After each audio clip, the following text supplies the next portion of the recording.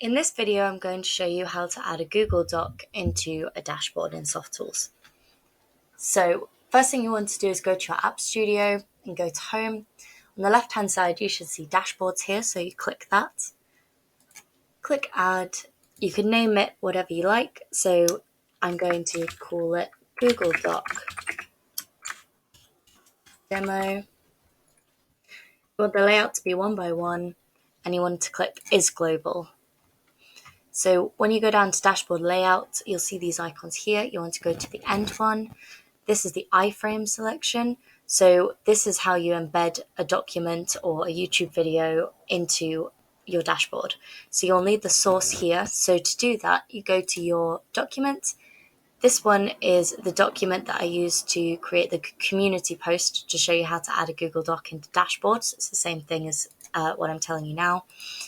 Go to File, Share, and then Publish to Web. So you want to click Embed here and Publish. Press OK. This is your URL. So you copy it, go back to your dashboard, and paste it into Source. And you want to delete everything that's out of the quotation marks here. So everything up until HTTPS and everything after true. So this is your source. You click your required width and height. This will change according to how big your screen is, but you can always come back into this dashboard and mess around with the numbers just to make sure that it fits properly. Go to alignment and press center, click transparent background and hide title and save. So you should see it here, Google Doc Demo. Now to actually get this onto one of your home pages, you go to homepage, click add, again, name it however you like,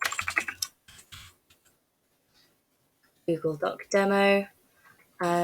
If you want it to be the first homepage that you see when you open your site, you click here, but in this case, we're not going to do that. So you go down, click Dashboard, and then you select your dashboard. So Google Doc Demo, save, just double check that's there, perfect. So then to actually see if this has worked, go to your workspace, and because this is a dashboard, you'll need to log out, log back in,